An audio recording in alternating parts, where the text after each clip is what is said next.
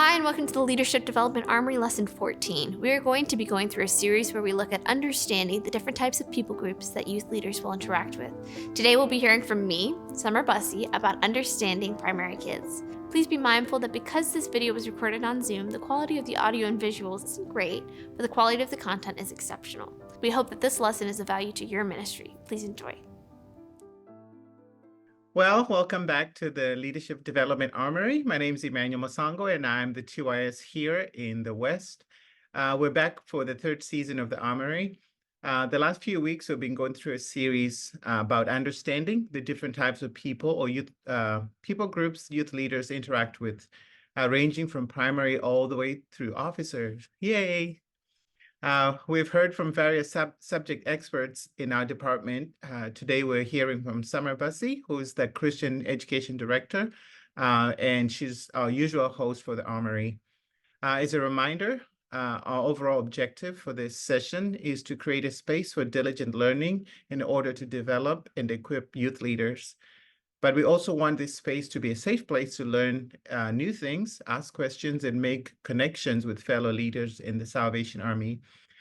So introducing Summar today, who's our guest. Summar has been working in youth ministry for about 7 years. She has served in a variety of leadership roles and a variety of diverse kids. This includes being an after-school program, day camp, and family care teacher in her home territory, which is the East. She has also worked at camp as a Christian education director, leading devotions at Camp Tecumseh, did I say that right? in New Jersey. She went to Asbury University to get a degree in elementary education and taught in Kentucky schools for a freshman year. Summar has been our Christian education director for just over 2 years.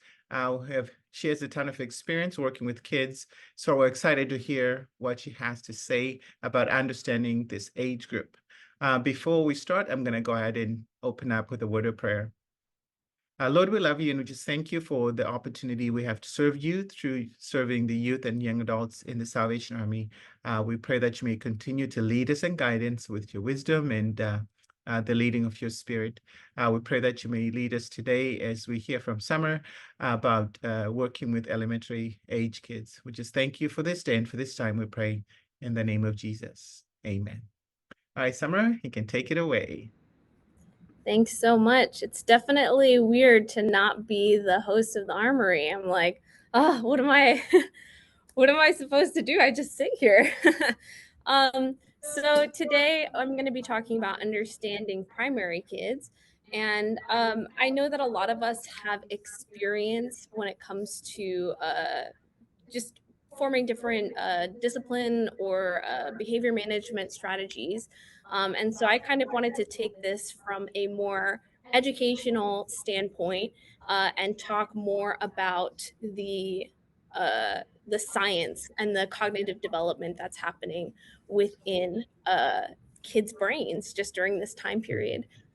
So I'm really excited to kind of discuss these pieces. And there's really two major focuses to consider when we're looking at understanding the development of kids. Just to confirm, people can see my screen, right? It's sharing and going to the next slide. Great. So there's two main factors. One is looking at milestone competencies, which involves motor skills, cognitive levels, speech and language development, socio-emotional development. And then there's the value of looking at the ecobiological factors. And what that is the interaction of those cognitive socio-emotional development with the environment that's surrounding them, right? So to start off, it's really important to just acknowledge that by law, it is required for every child to have a standard of living that is adequate for the child's physical, mental, spiritual, moral, and social development. So these are really important aspects of development. It's something that is key and crucial to kids, and to be able to go through and to support those things. That's our role as youth leaders, is to be able to contribute to supporting a healthy and strong physical, mental, spiritual, moral, and social development. So when we look at the development, I wanted to try and break it down into these 6 different concepts. You kind of put it onto a hand to make it a little bit easier to remember. So we're going to look at physical, social, but we're going to combine social emotional just to kind of simplify it a little bit. Cognitive and moral, and so sorry, social emotional are together. And really, when we look at these kind of 5 facets of development, it's important that us as spiritual leaders consider the way that the spiritual connects all of those different areas of development. So I'm going to kind of break down each of those areas of physical-ish development, like some of those milestone competencies, and then we're going to look at spiritual development and how that's impacted. So to start off, physical development's fairly easy when we consider kids. It's kind of broken down, especially in that primary age. There's a lot of physical development that's happening, but a lot of it is stuff that is just basic and natural. And, we've all gone through physical development. So there's a development of fine motor skills, and oftentimes those things get developed by age 7 or 8, which is just kind of like finger dexterity, smaller unique motions. So that's just something to consider when you're creating content for kids under the age 7 or 8, that some of those fine motor skills are going to be lacking, whether that's cutting scissors or different things that are involving dexterity. So when we're creating content for kids that are younger than that, understand that that's going to take a little bit more time, and maybe even find ways to implement growing fine motor skills by doing things like scissor crafts, or things that involve like pinching, like grabbing tongs or something like that, just to develop those muscles in their hands. Also, we grow in our gross motor skills, and that's just kind of our larger body and being able to balance and run and have spatial awareness. Those things are growing, and even though those things are, like they're things that are natural and are happening, understand that there are some people that may be like lower in development from that because of disabilities. So there are some physical disabilities that cause some developmental delays when it comes to fine motor skills or gross motor skills. Sexual development, even though we don't necessarily think of kids going through sexual development, puberty can start as low as 8 years old for girls. And boys tend to be 2 years after that. So that's maybe looking at youngest of like 10 years old for boys to go through puberty. And that's just the development of hormones and stuff like that impacts different growth, that impacts sexual characteristics, metabolism, personality, and mood swings. It's just something to be aware of when we're considering kids and just the different developmental things that they're going through. Like we've all gone through puberty at one point, and the way that it makes you feel uncomfortable in your body, and that's just something that's natural. There's something very natural about sexual curiosity, and we get the opportunity within the good context of communicating with parents and making sure that parents are comfortable with that. Often we want to leave those conversations with parents, but we get an opportunity to model what it means to have healthy physical boundaries by setting your own personal boundaries with kids, right? So just make sure that you're aware and use any kinds of questions that get asked about that as a means to teach, and to kind of provide some more solid background on each of these different facets, because it's something that kids are going through and we have to be aware of those things. Moving on to socio-emotional development, I'm going to talk a little bit about some core components within that, different milestones that we'll see, attachment styles, and temperament. So there are 5 core components to socio-emotional development. One is self-awareness, and that's just the ability to recognize your emotions and the effect that they have on your behavior. And so that's something that is really developing in kids still. And I'm going to go through some milestones right after this, but you'll see that self-awareness is something that needs to be developed. Self-management, which is the ability to regulate those emotions, thoughts, and behaviors. Social awareness is very key. That's understanding empathy and seeing things from other people's perspectives. And we'll go through in cognitive development, we'll kind of see some of the capacity within that for kids, because some kids within our cognitive level don't have the ability to see things from other people's perspectives. Responsible decision making and relationship skills. These are all just different features of socio-emotional development that'll take place and something to be aware of. So generally around 3 to 4 is when you'll see kids start to understand gender roles. You'll see a growing in impulse control. You'll start to see some more complex peer relationship issues. And really at 4 is when they're starting to exercise autonomy, which is like their own, like being an independent person. And so that you often see a lot of testing of limits. That's where you kind of see people say, like, the little kids being like, no, I want to do this myself. Like, I want to be able to, draw this by myself. Like, I don't want your help coloring. When they start to get to 5 to 6 years old, you'll see an ability to kind of follow some simpler rules. They have a bit of a deeper understanding of relationships. They're trying to kind of mock adult social skills. So they start to kind of see and pick up. That's that at 5 and 6 is when they start to pick up on what you're doing and kind of copying that.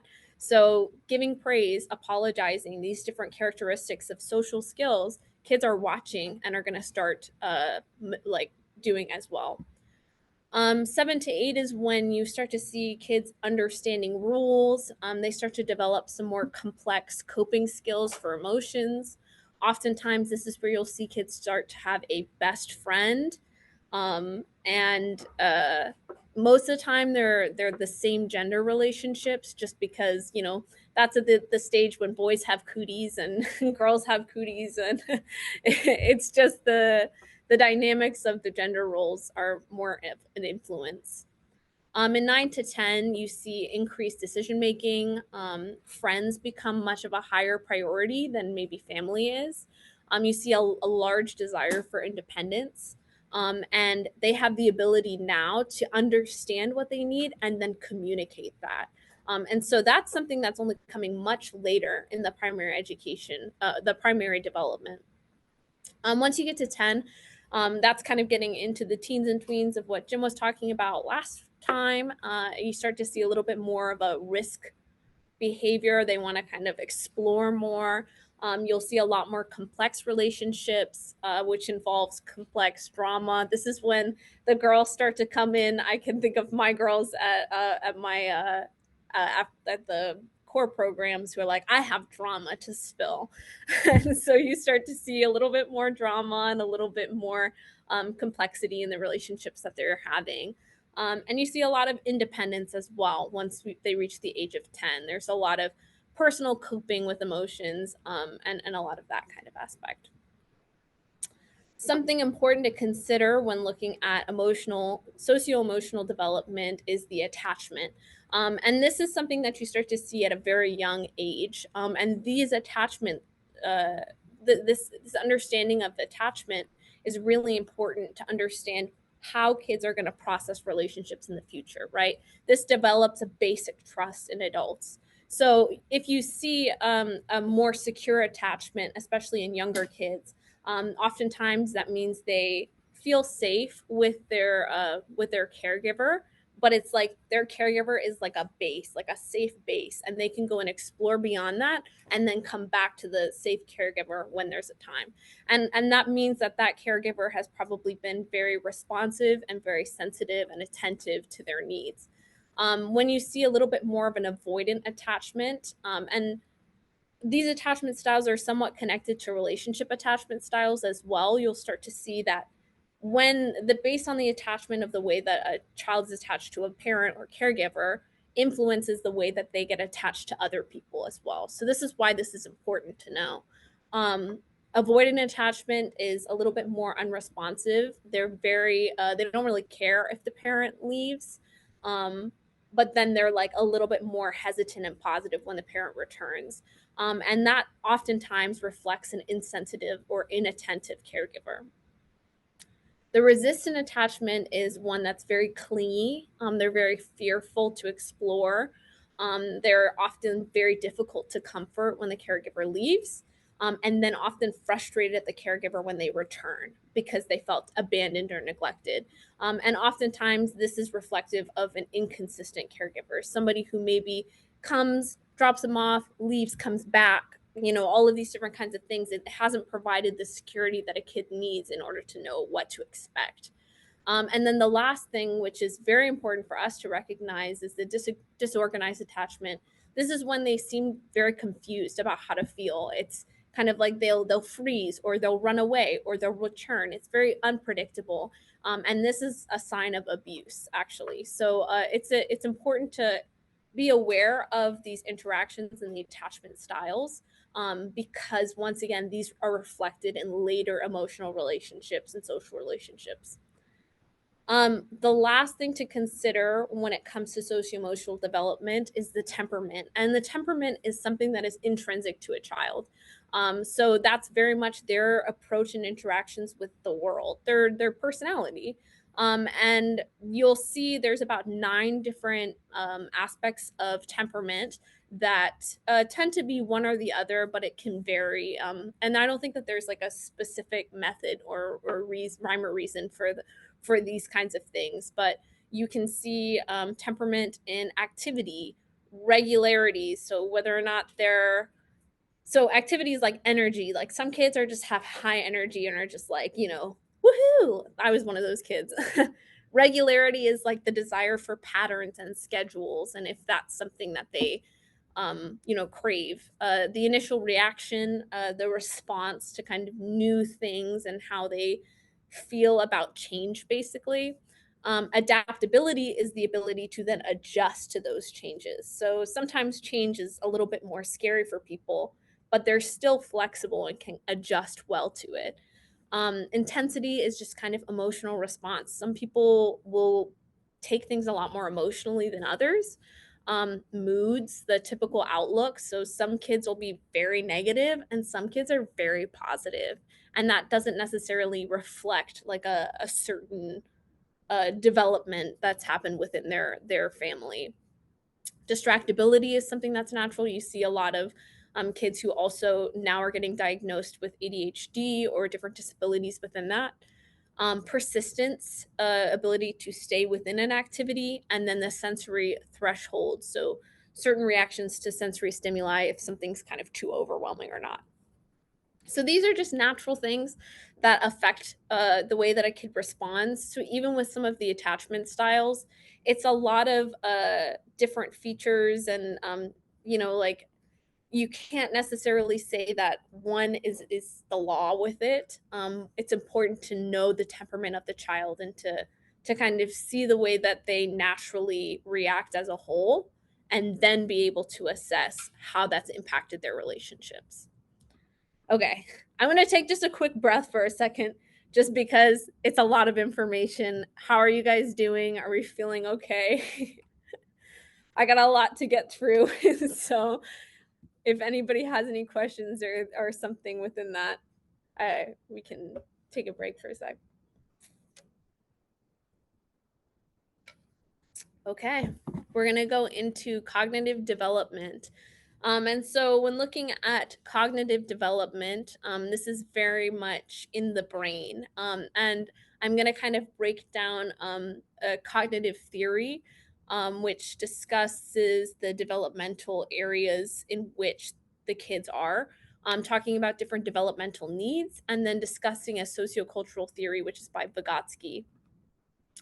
So going into the cognitive theory of development by Piaget. So there are 2 stages that are represented in the primary age group, and that's 2 to 7, which is the pre-operational stage, and then the concrete operational stage, which is 7 to 11. So our kids have major developmental adjustments from age 7 to age 10. Like that gap is fairly large.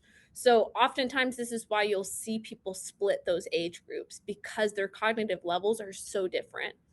So you'll see that in ages 2 to 7, they're just starting to understand how to represent objects. So maybe not in a logical way. So you see, I have a banana, like a banana phone, where it's like, oh, the banana can be used as a phone.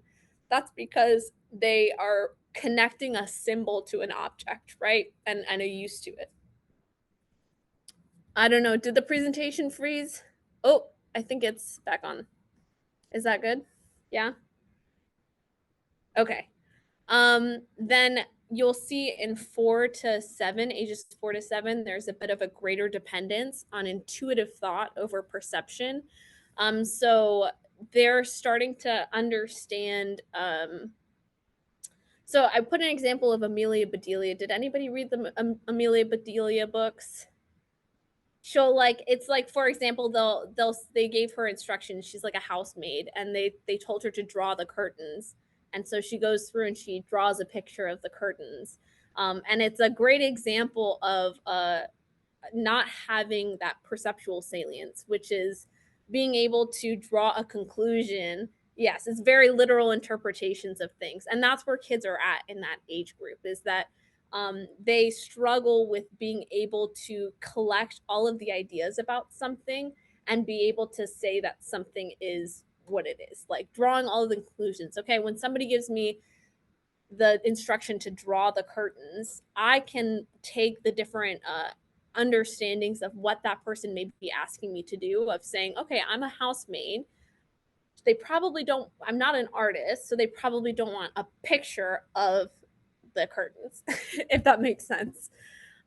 You'll also see an introduction to problem solving. So they're starting to understand how to solve their own problems and are really moving towards understanding the logic of things. But oftentimes they don't understand why. And so that's why oftentimes I think 7-year-olds is like the iconic word is why. And you'll say, because of this, but why? And they say, why, all the time. So some limitations in this age group is a lot of issues with egocentrism. So kids oftentimes are in their world and not in another. Like they don't have the ability to consider what other people's worlds are like. And so a lot of their decision making is based off of their own perception of something. And once again, that's represented in that perceptual salience, which is they will look at their perception over what is a logical thing because they are so focused on their world. Oftentimes, you'll also see issues with animalism, which is basically they draw conclusions, or schema is what the educational term is, that are saying, oh, like the toasters move. Okay, toasters will pop up and down. So just like humans move, a toaster must be alive. And that's the conclusion that gets drawn, right? There isn't multiple steps within that conclusion making. And so oftentimes they'll give lifelike qualities, and kind of attribute a toaster's alive because it moves like a human. The last limitation is this idea of centration. So they can't hold two features at the same time. So once again, they're saying a toaster is moving, but it's not alive, and like holding those two ideas at the same time is really hard. You even go through and see that it's oops, sorry. Like it's hard for them to understand. Yes, your toaster may be alive. What's the movie with like the little toaster? Does anybody remember that movie? And he like has like a superhero cape or something. That's a great movie. It's like The Brave Little Toaster or something. But they struggle with being able to understand that something could be good and bad at the same time, because for them and for their brains, it can only be one feature at the same time. So once things get moved to that concrete operational stage, which is ages 7 to 11 roundabout, you'll start to see that those thoughts can become multidimensional, so that something can be good and bad at the same time. You also start to see that the systems and thoughts are operational, which means that they can be reversed and reorganized. So, for example, water can be in an ice form, but can also be in a liquid form. And that's not something that could make sense to a kid ages 2 to 7. Um, so when they're not limited by centration, they understand other people's perspectives as well. And their thoughts are logical, so they can reason logically about concrete events. So I put in that a little picture of the girl. Like, have you guys seen that video of the little girl that's like, "Can I pet that dog?" And it's a bear, and she is associated brown animals that are on all fours. She's established a schema that is a dog, and so for her, she doesn't understand that could really hurt her, because in her mind it's brown and it has fur and it's on 4 legs, it's a dog, right? And so you start to see kids are coming out of that and are able to logically conclude, oh, that's not just a dog because it has those characteristics. It has teeth, it has this thing, all of it's a scary creature, it could hurt me, and so therefore I should not touch it or pet it. You start to see an ability to represent ideas flexibly. The logic is building. They're starting to use inductive reasoning, aka drawing different conclusions of that's a bear because it has ears like this, because it's much bigger than a dog is, because my parents are telling me that that's a bear. And so they can start to associate those things and draw their own conclusions as well. And you start to see some more systematic problem solving, right? So that's where that operational language gets used, is they can operate on objects and be able to say this conclusion and this conclusion and this conclusion makes this idea. um, there's still a limitation with understanding abstract ideas or hypotheticals. One of the biggest issues that I see when kids are when leaders are preaching to kids is using an abstract idea that their brains cannot comprehend. So, like, for example, a lot of people will say Jesus is living in your heart, and a lot of kids are like, there's a house in my heart? Because what does living mean? Living means living in a house for a kid. That's the literal concrete version of what they're understanding.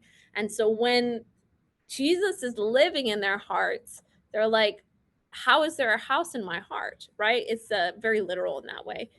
And then you also start to, there is also limitation in that their systems are not necessarily scientific. So sometimes they can draw faulty conclusions because of that. Okay. So cognitive development is strengthened when kids are in a healthy and emotionally secure and socially connected community. So that means a clean environment, promoting good habits, emotionally secure because of consistent nurturing support, fostering development in other relationships and not just maybe a family relationship, but friend relationships and church relationships. Um, Cognitive development is strengthened when kids are allowed to explore and think in different ways and allowed to express those ideas outside. So we get to support that brain development by engaging in tailored interactions. So have verbal and nonverbal interactions with them, prompting questions, share your thoughts and feelings outside, of your head, because they're now getting to see that modeled in a way that's going to strengthen for them. Support active learning and model attention and persistence. So we're going to go into Vygotsky's sociocultural theory of development. And this is basically the belief that learning is developed through interactions with people. That's a lot of what the sociocultural thing is. So when we are considering developing content for teaching, and youth ministry is teaching, it's teaching kids about the Bible. So these are important things to understand in terms of teaching, right?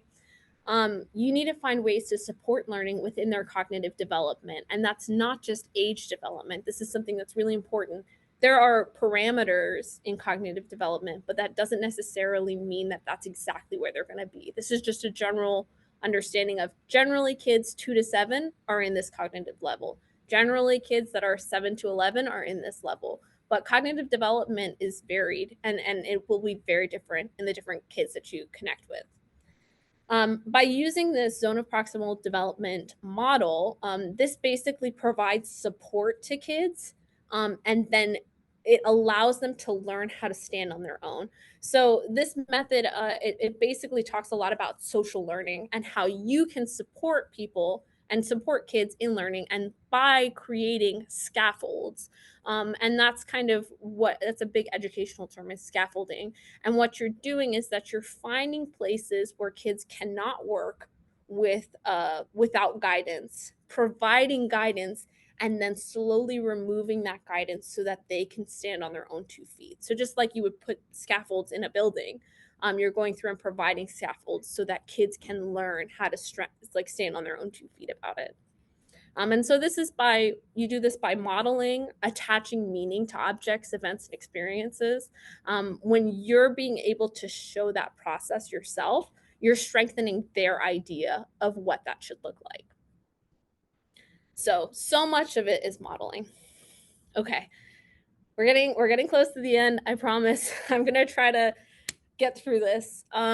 So the moral development, we're going to look at Kohlberg's stages of moral development and looking at operant conditioning. So when we talk about moral development, one of the most important things to know is that it is not automatic. It is not something that happens naturally for kids. It's not like cognitive development where you just kind of come to a moral understanding. This is something that must be developed in kids. And the way that that happens is by modeling that behavior and giving reason and giving explanation for things. So you'll see that it kind of starts, I know it's a little small, but moral development starts in this pre-conventional place, which is ages 3 to 7, and there is no personal code for morality, which is wild, right? Up to 7 years old, kids don't have an understanding of morals, and they're heavily based on reward and punishment. Those are the only two aspects that will motivate behavior or moral. And that's something that we see a lot, is by providing rewards and by providing punishment. But by ages 8 to 13, that's when they start to understand those codes themselves, right? And it's supported basically, this is supported because we even see in cognitive development that they start to lose egocentrism. So it's no longer about themselves when they get to that 7-year-old age. Excuse me. Then they start to notice what other people are doing, and they start to model their behavior based off of others. So that's why it's super important when you're working with kids to model good morals, because what you're doing is you're strengthening their understanding of what's morally okay. So something that you'll often see in ministry is that a lot of people go through and use reward systems or punishments very heavily. Now, what this is actually operant conditioning. And I don't know if any of you guys have heard of Pavlov's law, or if you've maybe seen The Office, where Jim goes through and he turns on his computer and offers Dwight a mint. And every time he turns his computer on, he offers Dwight a mint. And then what happens is he turns his computer on and doesn't offer Dwight a mint. And Dwight's mouth he's like, why does my mouth taste so bad all of a sudden? And what he did is he conditioned Dwight's brain to expect a mint when he heard the sound of a computer. Now, when we associate rewards with positive behavior, we are conditioning kids to have positive behavior, right? And most of the time, the effective means is by providing a reward rather than a punishment. But there's a couple of different aspects. I'm not going to go super into this. Don't worry, I'm gonna send these all of this PowerPoint to you guys so that you can reference and use. And I also have like a whole sheet that has all of like the links to everything. But when we go through and we're providing, there's nothing wrong with operant conditioning. But in order to develop morally sound kids, we have to connect those pieces with strong morals and identify why these things are getting positive remarks. Because kids aren't going to naturally make those connections. Kids are going to say, I like getting a treat, so I'm going to keep on doing the thing that's going to get me a treat. So if you don't develop a system of rules or a code of conduct within that, and you don't model that behavior, all you're doing is training them to be mice searching for cheese. So when you look at operant conditioning and when you consider reward systems, when you consider punishment systems, make sure that you're modeling that behavior so that it provides a clear understanding of what to expect and what's going to provide rewards. And then also making sure that you communicate those things very clearly, right? And one of the things that I really liked, we went to like a Disney training. They did these little like they were like little characters, and they're like little plastic characters. And what they would do is that they would give those rewards to people who were talking, but only sometimes. So you wanted the reward, you were doing it for the reward, but if you didn't get the reward, that was also something that you expected. So just something to consider. And a lot of these ideas are helping to clarify other aspects that I'm going to share afterwards. I have like a resource sheet that kind of outlines some of these things in a more explicit way that you can take it. But I'll explain it in a second. Okay.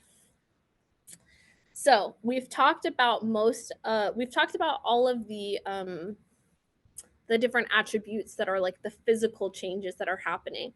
So now we have to consider the ecological systems and the environment that's surrounding kids, and that's what's impacting their development. So Brenner, I don't know how to say his name.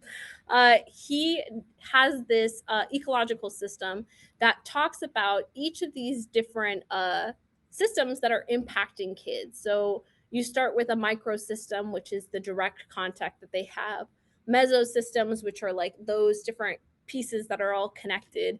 And each of these different kinds of things, we have to be able to understand and consider what systems are impacting our kids so that we can understand where they're at developmentally, right? So when you consider so the chronos system is something that is like the large changes and shifts that are happening in life. So stuff like divorce, stuff like puberty, but also stuff like COVID or a recession, or these different aspects that are impacting our kids. Now, my generation, I guess it's Gen Z, is heavily impacted by COVID. Now, it wasn't in key development years, but Generation Alpha went through COVID during a key developmental time. And so how has that now impacted the way that they perceive the world, the way that they perceive society, safety? All of these different things are impacted. So when we look at those things, we need to make sure that we consider the needs of kids as well. So you can look at Maslow has a hierarchy of needs. Now, I would say be careful with Maslow because he's coming from a very what's the word? A very secular version. So it's not entirely rooted in like faith. And so when he talks about the highest need, the top need of self-actualization, a lot of that as Christians, we kind of believe is something that is provided with us through Christ, right? But it does give a good foundation of understanding the value of physiological needs. That's the foundation of what kids' needs are. They need to be able to have nutrition, water, sleep, shelter, clothing. If a kid doesn't have those things, they're not going to be able to learn, to focus, to do any of like the normal functioning things. Those things are key, important. Then there's needs for safety, right? And being able to feel secure, being able to know what to expect. And then there's social needs and esteem needs. So these kinds of aspects are important to consider when creating instruction, but maybe but put those within the context of a Christian understanding of the fact that God does provide a lot of those needs, especially when it comes to achievement and all of those different kinds of things. So find ways to put that in a Christian context. One of my favorite things that I will ever talk about is the value. If you get anything out of this training, and I know I'm talking a lot, don't worry, we're really close to the end. The thing to remember the most is the value of consistency. Consistency as a leader is something that has so much power because it provides safety. And that involves follow through, right? So when you say that you're going to give a consequence, following through with that consequence. When you say you're going to give a pizza party, giving the pizza party, right? That allows them to trust, that builds basic trust in what you're saying. It means emotional predictability, making sure that you don't lose it emotionally in front of kids, because now you've lost the ability of them feeling safe. And implementing routines, providing structure. Kids need structure. It's something that helps them to find that moral understanding, is when they know what to expect. And there's just so many benefits. It's good for the wiring of kids' brains, for like literally establishing neural pathways. Predictability provides that security that they're looking for. That's something that's a key foundational need. And it gives them the freedom then to explore as well. And it also builds just a deeper emotional security. They're gonna trust what you say, and honestly, it causes a decrease in misbehavior. Okay, the last thing that is the most important thing is spiritual development. And something important to know is that this age, the age 4 to 14, you have an 80% of people put their first placement in like their first commitment to Christ in that age. And once somebody becomes over the age of 19, they have a 6% probability of becoming a Christian. So, like, this is the time to develop spiritual development in kids.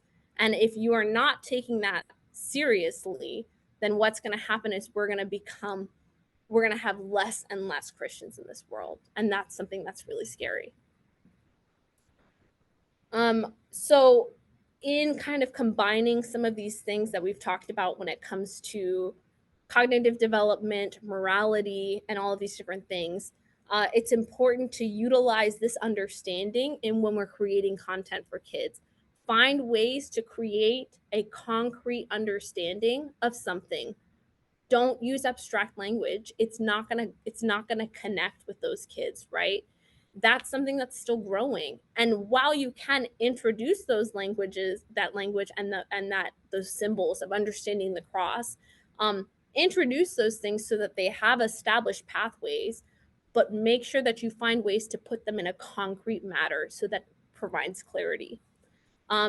Empathy is something that's growing in kids, something that's a little bit more natural than morality. So find ways to tie empathy into understanding morality. When we go through and we connect those attitudes and those behaviors to faith, it strengthens those meanings. And then basically put high expectations on yourself. You need to model what it means to be a Christian so that they have an understanding of what the church is like and what they should be as a Christian, because they're drawing their morality, they're drawing their understanding of the world from your model and your example. So the last thing that I want to talk about is something, it's one of the systems that is within the world today. And one of the movements that is radically shaping our young people today is this idea of expressive individualism. And this is basically creating a secular salvation schema. And that's kind of like a grouping of ideas is what a schema is. And what it does is it's threatening an understanding of the gospel.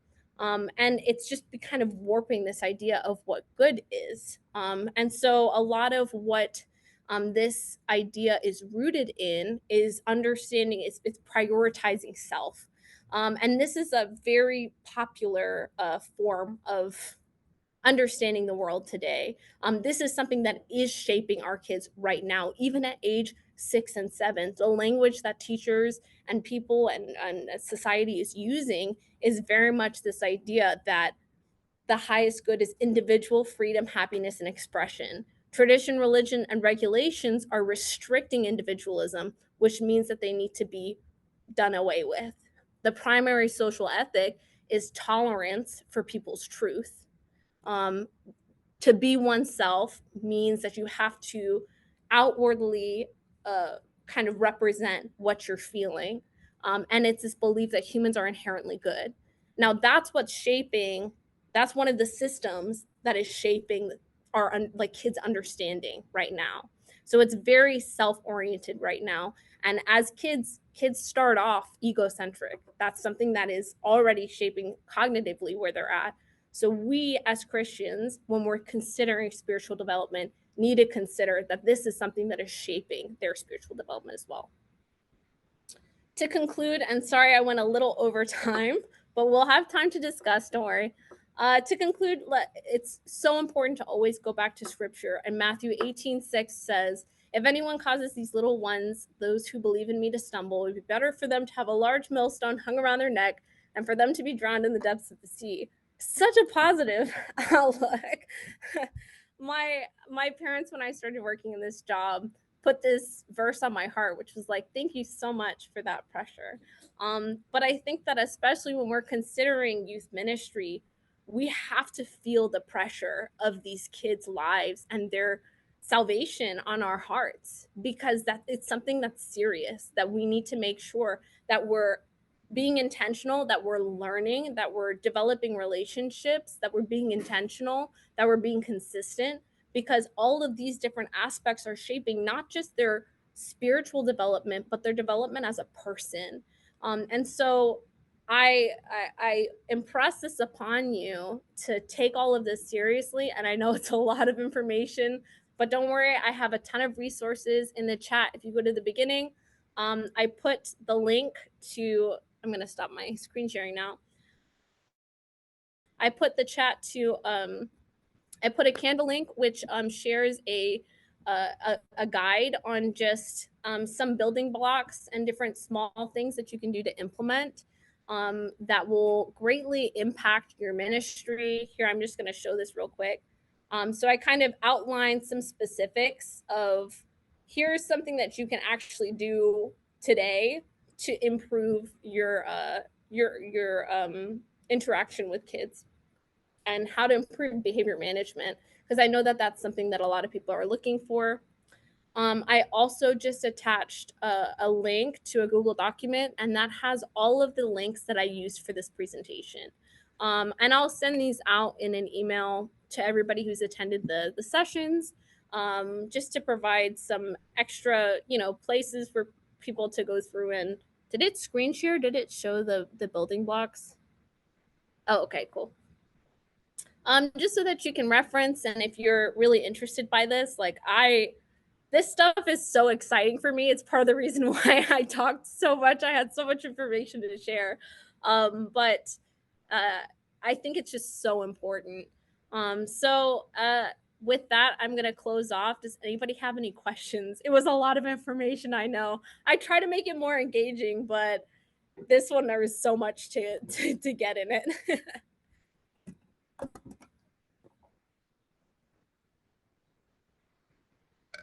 I'm going to check the chat and see if there's any questions. For positive reinforcement, obviously candy is an easy thing to give out, but do you have any other suggestions on things we could give out to enforce those positive habits? Yes. So one of the best things that you can give to kids as a form of positive reinforcement is praise. Kids love to just be praised on things, and not just saying, hey, good job, but being specific. And that's something I kind of outline in my little booklet that I'm going to share with you guys, of the importance of praise. But there's also potentials of using token economies. So I know I've heard people use like booth bucks or marbles or something like that. And what that does is that provides, it's a secondary reinforcer, I think it is. I can't remember specifically from the presentation. And what that does is that it gives them an opportunity to then go through and make a decision within that. So it's like they're getting rewarded, but it's not necessarily initial rewarding. So it kind of slows that process a little bit more, if that makes sense. Okay. Yeah, Bible bucks, booth bucks. Oh, so Yes, I didn't get to talk about special needs, which is something that's super important to me. I've actually worked with Major Nancy Helms on creating a resource that outlines various special needs that you'll see throughout just your ministry of just interacting with people.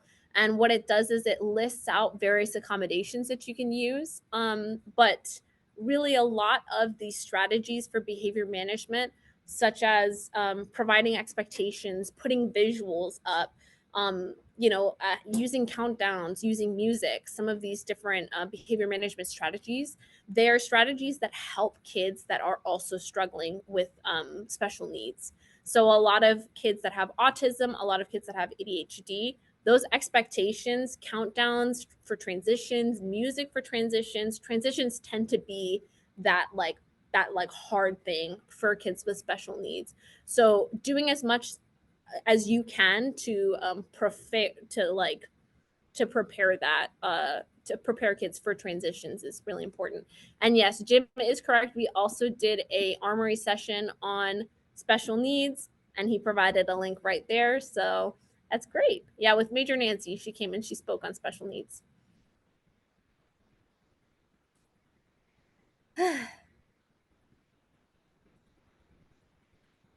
So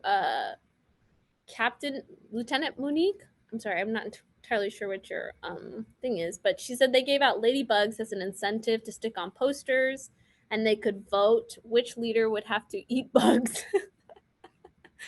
That is, kids like, and that's the thing. I think that there's so much value, because one of the things that I didn't get to go over quite exactly was the value of having reinforcers is it has to be something that's important to the kid, right? And that comes from relationship, and that's something that's so important when it comes to kids ministry, is investing in relationships with them, because they're people, right? Learning what gets them excited, and whether that's watching their leader eat bugs or whether it's getting a prize. Yes, kids do love to see leaders get punished.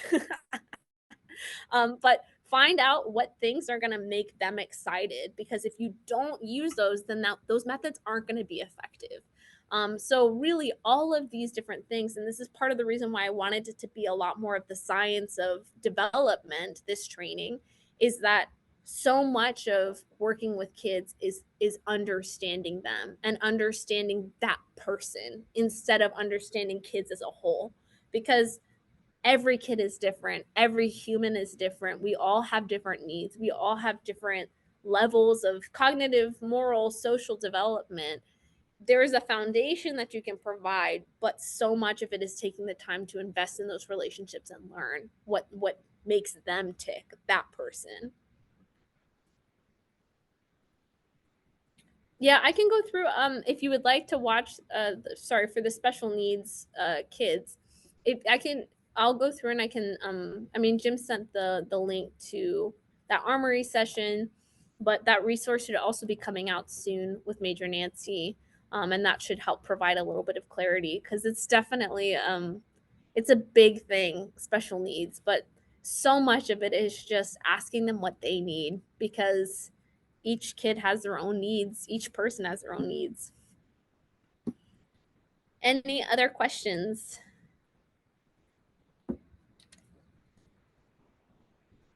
Or just comments if you have like an experience. This is very much a discussion too of if you have something that's worked really well or something that you can suggest.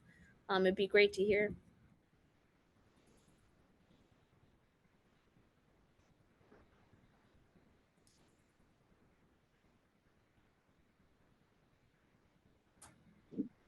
Is there any book or material that you recommend for us to read? Oh, so I can go through, I'll put on that document. So part of, I talked to my dad in the Eastern Territory, my mom and dad, they used to run a youth worker training school. And so they gave me a ton of resources and books to read. I don't have all of them specifically to reference right now. But there's so many books out there and so many different things. So I can add those to that list that I sent through on that chat. I'll send them again just to. So this link right here is the Google document that has all of the different articles and websites that I use in creating this curriculum. And then this link for the Canva is the booklet that kind of explains some behavior management things. But there's so many resources out there. But I can go through and write out some more of those books that were suggested. The one that I would be interested on is the one who describes the perception of the children according to their age, because I find that interesting. Oh, the And cognitive that's something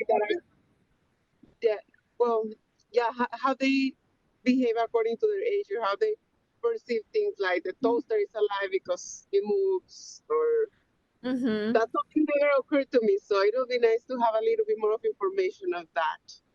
Yeah, so it's actually an educational theorist called Piaget. I think it's John Piaget, and he has 4 levels of cognitive development. And when you just kind of go through, he outlines some of those different changes that are happening. So there's lots of like articles online that simplify some of those things, and even a lot of like the resources that I used were resources that were like classes almost online that you could read about. So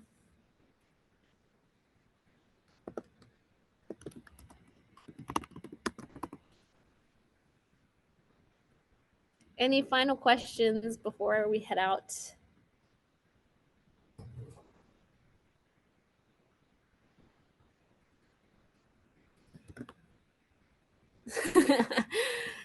I think that I think it can be. It depends on what your definition of what alive is, because alive in your mind. Because sorry, Roger is saying you're saying that my toaster is not alive. So I think that it depends if you go through and you if you believe, like your stuffed animals. I think that it could work. Okay. Well, thank you, everybody. Thanks for joining. I'm so happy we had so many people on here, and I hope you guys all have a good rest of your day. Bye.